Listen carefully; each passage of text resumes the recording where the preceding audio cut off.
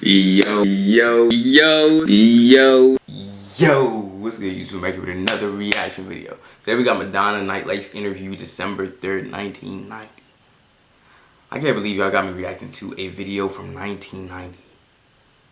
Matter of fact, scratch that. I can't believe y'all got me reacting to a video, a Madonna interview from 1990. That's crazy. But I'm here for it. Like I said before, man, if y'all like certain things and I'm interested in it, it actually catches my attention, keeps me engaged. I got no problem reacting to it. I usually don't do too many, like, reactions like this. But I'm interested. We just reacted to Justify My Love, and supposedly this is explaining the whole video and process behind it. So I'm not going to do too much more talking. Let's hop straight into it. This is ABC News Nightline, brought to you by Allstate. President and governors declared better education for America. Controversial, but she is also certainly popular. Madonna's first 4 albums sold 48 million copies, and Forbes magazine calls her the top-earning female entertainer this year. Madonna joins us from Los Angeles. Am I correct in assuming... I feel like those are insane numbers for back then. I might be wrong, but I feel like those numbers are like insane. Like if they were today, like numbers for today, I feel like they would be, well, compared to today, I feel like they would be at least 10 million more, with all the different technologies and streaming services that we have. Imagine Madonna in a TikTok era. Sheesh.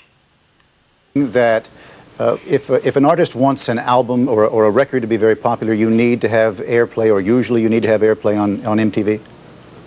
Well, it's a very important marketing tool for an artist, yes. So should I assume then that you went through the ordinary process, that's to say that you, with MTV in mind, put together your video and simply submitted it to their standards committee thinking it would get the clearance that it always has? Yes, I did. Well, you know that nudity, or at least your record company knows that nudity is banned by MTV. They're not going to allow any... Well, I'm not so sure about that, because when I did my Vogue video, there's a shot of me where I'm wearing a see-through dress and you can clearly see my breasts. Now, they told me that they wanted me to take that out, but I said I wouldn't, and they played it anyways. So I thought that once again I was going to be able to bend the rules a little bit. Well, I'm gonna just speak on this from my, from me knowing MTV. They done a lot worse. They done showed a lot worse. So rules, policies, it really just comes down to who's reviewing it. It's like, do we want to show this or do we not?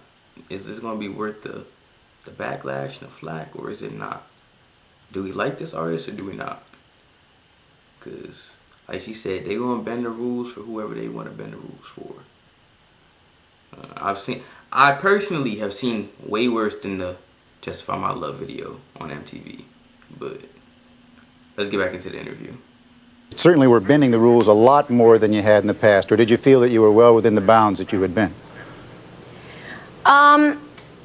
I guess half of me thought that I was going to get away with it and that I was going to be able to convince them, and the other half thought, well, no, you know, with the wave of censorship being, you know, and the conservatism that is, you know, sort of sweeping over the nation, I thought that there was going to be a problem. Well, when you say you thought you could get away with it, am I right? Have you sort of pushed the envelope a little bit with each one? With every video you've tried some new things, if only to be experimenting for your own reasons? Well, I think that's what art is all about, experimenting. But it is an expression. It is my artistic expression, and for me, a video is the filmic expression of the song, you know, a visual that describes what the song is about. And you've got to listen to the words of the song. You know, it's about a woman who's... Hey, look, I'm going to try not to pause too much throughout the video, but it's a reaction. Most of y'all that probably come into this reaction video have seen this interview already. So it's like, I'm going to just speak on it. But look, that is a lost art, because sometimes the videos have nothing to do with the songs, and the songs don't correlate to the videos that they put out for the songs. Like it's actually kind of annoying sometimes. You know, like when I did the reaction, and obviously y'all couldn't see the video because YouTube copyright, all that, etc., etc. But I said this in my reaction. It's like I like to break certain stuff down. I like to see videos with the songs. Right? It makes the music that much better, that much more entertaining. When you can kind of put things together. You can kind of pause and what does this mean? She said this, but she's showing this. It's like I said, you're just putting the pieces together. I feel like that's what art should be. That's what music should be. It should show or tell something in a way. And even if it's just a party song, like let me feel like I'm at the party with you. Make me feel a way, like I want to go party from listening to your song. Whatever the case may be, whatever your purpose is for making the music, make me feel that.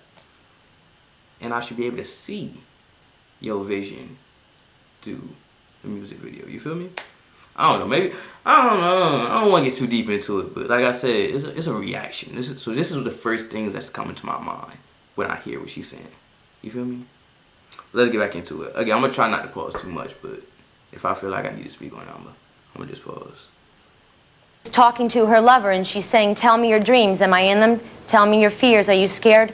Tell me your stories. I'm not afraid of who you are. And so, you know, we're dealing with sexual fantasies and being truthful and honest with our partner, you know, and these feelings exist. And I'm just dealing with the truth here in my video. Well, let me tell you why I asked that, because there are a lot of people in the industry who have said, look, this is one of the best self-marketers in the business. We have never really seen anything like it.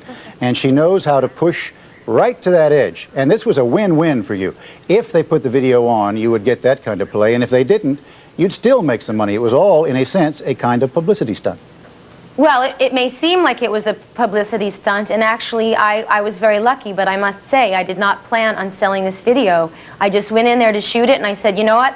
I'm not going to think about whether it's going to get played or not. I'm just going to do it. This is how I truly feel about this song. This is how I want to express myself. And when we gave it to MTV, we asked them if they would play it. They came back a while later and they said no. I said, is there one scene or another that you specifically object to? And they said no, it's the whole tone. So we didn't really even have a chance to try to make it viewable. They rejected it completely. And so then I had to think, you know, with my manager, you know, what next? What should we do? And we decided, hell, you know, let's sell it. Let's sell it like a video single. It's never been done before. And, you know, the controversy just happened. It wasn't planned, but, you know. But in the end, you wind up making even more money than you would have. Hold on. Quick question. So, was there another platform? Obviously, YouTube was not a thing in the 90s. And if it was like not what it is now. So, is there another place or platform that she could have promoted the video on besides MTV? Because obviously MTV is one of them ones. But if not, was it kind of just like a dead thing? Like, how did it get out? Y'all let me know. Yeah, so lucky me. But the question that I think a lot of people are concerned about is you say you go into the studio and you want to illustrate this song and you're doing it in the way that you want. But they see a kind of trend where you are pushing the limits of sexuality. In this case, you have nudity and you have bisexuality and you have apparently group sex. And they're thinking that maybe you're... Pardon me? What are you saying? You're saying I'm pushing the limits of sexuality? No, you're pushing the limits of what's permissible. Okay. That you're carrying it a little further each time. And I guess what people are asking then is, where is that line? Where do you finally say, okay, this is far enough? That's a good question, but then I would like to address the whole issue of censorship on television. Where do we draw the line in general? I mean, if you can't go that far yet. First you have to tell me where you draw the line. Well, okay, I draw the line in terms of what I think is viewable on television. I draw the line with violence and humiliation and degradation, okay? And I don't think any of these issues are evident in my video. That's where I draw the line. That's what I don't want to see. But I you guess know. that then one woman's art is another woman's pornography. I'm thinking of the Express Yourself video. I mean, Hey, there yo. are images of you chained. There are Yes, images but of you I'm crawling chained- under a table, and there are a lot of people who are yes. upset by that. Okay, I'm chained myself though, okay? No, there wasn't a man that put that chain on me. I did it myself. I was chained to my desires. I crawled under my own table. You know, there wasn't a man standing there making me do it. I do everything by my own volition. I'm in charge, okay? Degradation is when somebody else is making you do something against your wishes. So okay? I understand. Is the expression then of sexuality, so long as it's two consenting adults, any form of Absolutely. sexuality, all right on television? Well, then I would like, okay, first I'd like to say I don't believe in censorship of any kind, but then I would like to say that I believe in labeling, and I would believe in some kind of, you know, warning label, or some kind of label that would say to adults, you know, after a certain hour we're allowed to, you know, play these kind of adult-themed videos, you know. But then, okay, so I've dealt with sexuality, but I also think that we should also have categories for other issues that I think are not necessarily good for 10-year-olds to watch, okay? I mean, I think MTV should have their, you know, their violence hour, and I think they should have their degradation to women. I'll say this, just about the tone of the interview. I would say things have evolved tremendously, especially in terms of media, especially with technology and social media, just evolving in general. But today, if an artist as big as Madonna were to do an interview like this, I can promise you, like, whoever Madonna's team was, whoever her managers were, they would have been on it. They would have known what type of questions they would have been asked. They would have known what the interview would have been about. They would have known certain things that they would have told them is off limits. Like, before they even agreed to meet. You know? Because even the tone of this interview, it seems like there's an agenda that he's trying to push, or a message that he's trying to send, that kind of is trying to push her to say that she was wrong, or that she shouldn't do what she's been doing, or that, I don't know, something along those lines. I'm trying to get her to admit, okay, I didn't mean to do this, or apologize for her expressing herself throughout her songs. And then she's kind of in the defense mode, like, I know I've heard a lot of the same things from other people, but like, I want to explain myself, but I don't know. It seems very, the whole interview process, this whole interview just seems very defensive and like almost attacking.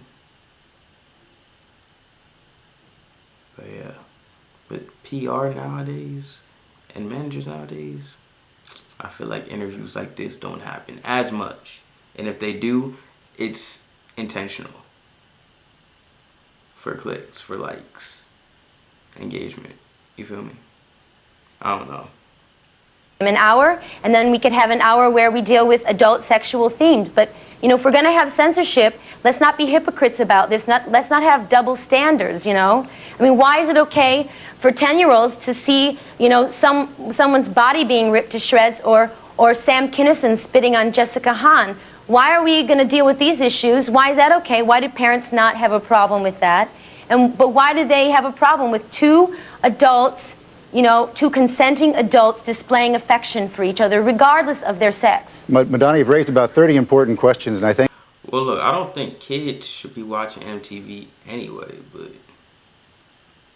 that's just me. we ought to get at those when we come Well, I back. only have a few minutes, so. We're going to come right back after we pay some bills here, and we'll explore those questions in just a moment. Being facetious a moment ago, you said despite your concerns about violence and degradation to women, maybe MTV should consider having an hour for violence and an hour that displays degradation to women, despite the fact that it's broadcast right into people's homes where their children could see it. Well, I'm Hey, saying yo. we already have these videos that display degradation to women and violence. that are played 24 hours a day. But yet they don't want to have a video playing that deals with sex between two consenting adults. So I'm saying, you know, where do we draw the line? Why is this good for a 10-year-old to watch, and why is it? And I guess I was being sarcastic, you know, to say, look, give me a chance, you know, let me have my slot, give me a warning label, warn parents so it doesn't take them by surprise, so that they have a chance to take their child away from television, but also warn them about violence and warn them about, you know, scenes and videos that depict degradation to women. But you know how very hard it is for a parent to control the child having access to TV, and they sit there and they watch MTV all day long. That's a fact. Now, Yes. would you, if you were in that parent's position, and it was your 10-year-old, your 11-year-old, would you not be worried about their seeing this kind of stuff? Well, personally, I wouldn't be worried about it, and this is why. Because I think that sexuality is something that Americans would really rather just sweep up under the rug.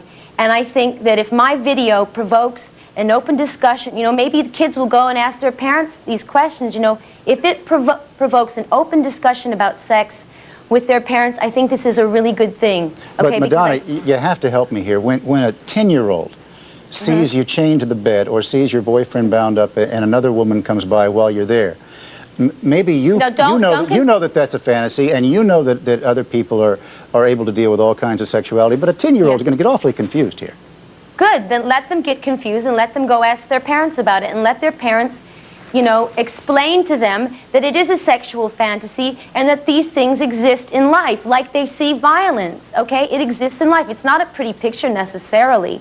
You know, it's a frightening thing, but it's a reality. Why are we willing to deal with the realities of violence and sexism, and why aren't we willing to deal with sexuality? Why? I mean, the networks won't even play ads on TV that are about condoms, about birth control, about practicing safe sex.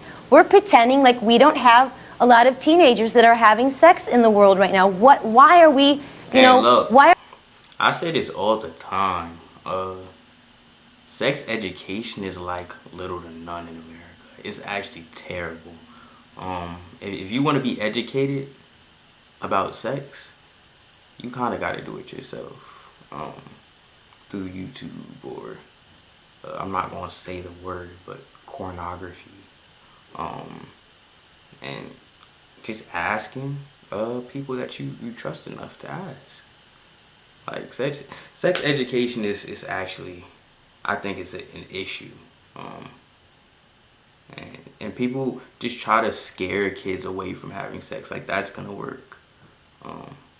And then they don't actually even tell you or go in depth about STIs and STDs. They just say, oh, you can catch this, have safe sex. But like, again, you gotta go to YouTube to find out how to put on a latex. You know, like I'm trying not to say the words for real, but y'all get what I'm saying. But as far as the whole conversation, I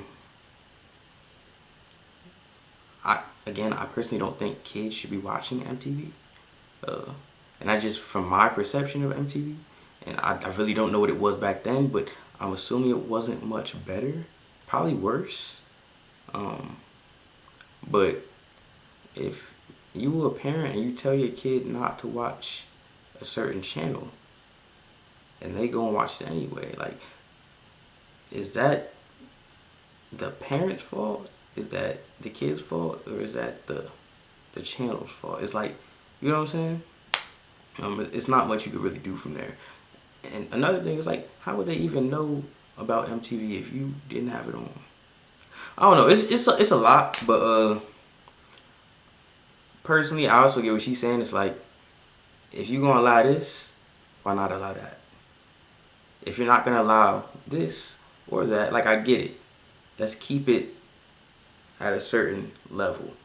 But if you're gonna allow this over here, which is just as bad, why not let me express myself in my own way, which I feel is not bad. It's actually informative, creative. You know, it's art. So I get it. But yeah, I don't know. I don't really, his kind of point where it's like, don't make the music at all, or don't make the video at all because 10-year-olds might see it. Like, I get what he's trying to say in a way, but kids are going to see what they want to see regardless. There is a way for certain parents to shield their kids from seeing certain things or being exposed to them. I don't know if they had the parental locks back then, and I really don't know different ways that parents could, but I'm pretty sure there are different ways where you could prevent your child from watching certain things on TV or limiting their screen time in general. Probably a lot harder now, but back then I don't think so. But yeah, let's get back into it. Why are we subjecting ourselves to this kind of ignorance? Look, I'll tell you what their answer is going to be to you. They're going to say, you know what, we really are concerned about these issues, and we really are concerned that our children understand them, but quite frankly, it is our job. Last thing, they're not really worried about what the kids are watching or if kids are watching. They're worried about if they can monetize what they're showing on the screen. That's it. That's it. They're worried if partners or sponsors are going to take their money away or not support them anymore. That's really all they're worried about. They're not worried about if kids are watching or something like that, right? Or who sees it, because it's going to get the views, because it's controversial, because it's different. People weren't doing what she was doing at that time period. So let's not act like this is their real reasoning for kind of censoring or shadowing what she wants to display. Hopefully that makes sense. To instruct our Really? children, and we don't want you on television in the kinds of ways that you're on television giving those images to our children. Thanks anyway. Well, guess what? They're not doing their job, because the teenage pregnancies in this country have reached, a highest high. I mean, we have sophomores in high school who are having their second babies already, okay? And the rate of AIDS is raising in the heterosexual community at a really frightening rate, okay? So why is that? These parents are not doing their jobs, That's a fact. There is the That's a question, fact. and I guess this is what you're trying to tell me about, that you're balancing between an artist's need for self-expression, an artist's Yeah. need to explore any kind of issue, and that certainly includes sexuality, and the responsibility that comes along with the kind of prominence that you have, and the fact that you're a role model for people. And I guess you have to wrestle with that, don't you? The fact that I'm a role model, I have to wrestle with that. Well, that there is a responsibility that comes Okay. along with your position. Okay, you know what? I feel that I'm behaving in a very responsible way. If you say I have a responsibility as a mainstream artist, whatever, I feel that I am being responsible, because I am here, as I said at the beginning of the interview, I'm talking about the video is displaying people being honest to each other about their sexuality. They're not alienating anyone, they're not degrading anyone. It's about honesty, it's about the celebration of sex. There is nothing wrong with that, okay? And that is my responsibility. And I'm also very responsible because I do deal with sexuality a lot in my shows and in my music. I promote safe sex whenever I can. I put literature in my albums about birth control and using condoms. I am responsible. But my point really goes back to that other question, and I'm not suggesting that you're not. I'm just saying that you have to ask yourself, or do you not, the question, when you go into the studio, or when you put on your show, you want to be able to explore these kinds of things because that's what Right. art is. But at the same time, you have to reflect on what's going to be responsible. So then, do you say, where do I draw the line, or does it keep going further and further? But as I said to you before, I am being responsible. Where I draw the line is what I said. I don't believe in gratuitous violence, and I don't believe in degradation. The degradation of any human being, okay? And I would never promote those things in any of my art. And I don't. You've taken some heat, I know, and you would like to have a chance to talk about it from some women who feel that maybe you're not expressing the values that they want feminism to express. For all the way from way back when you wore the belt buckle that said boy toy, to the Material Girl video, which they feel reflects old values of women, even if it was satirical, to express yourself. Old values. Do you have an answer to them? That's crazy. To the feminists Who raise that kind of question? Well, I would like to point out that they're missing a couple of things, because, I may be dressing like the typical bimbo, whatever, but I'm in charge. I'm in charge of my fantasies. I put myself in these situations with men, you know, and everybody knows, you know, in terms of my image in the public, people don't think of me as a person who's not in charge of my career or my life, okay? And isn't that what feminism is all about? You know, equality for men and women, and aren't I in charge of my life, doing the things I want to do, making my own decisions? I don't think anybody would question whether you're in charge of your own life. I do have a last question for you. What is the next sort of thing that we could be looking forward to? Do you have it in mind already? What is, you mean, you want me to promote one of my products? No. I'm asking... My up-and-coming, button-pushing products? No. That's not the point. The point is, will you continue to explore sexuality in the fashion that you have? Will you try to carry it a little further in a way that... Well, I don't know. I can't predict what I'm going to feel artistically. I don't think anyone can, but it is a very important issue to me, and I'm sure I will be dealing with it more in the future. I have no doubt about it. You were kind to talk to us tonight, Madonna. Thank you very, very much. Alright, so that was Madonna Nightlife interview, December 3rd, 1990. This was cool. Yeah, it was cool. I kind of gave my 2 cents throughout the video. I don't really think I have much more to wrap up about. But yeah, I would definitely like to do some more interview reactions if y'all want me to do them. Like I said before, I love when you can kind of dig below the surface when it comes to music. But when there's nothing under it, it's like, what you see is what you get.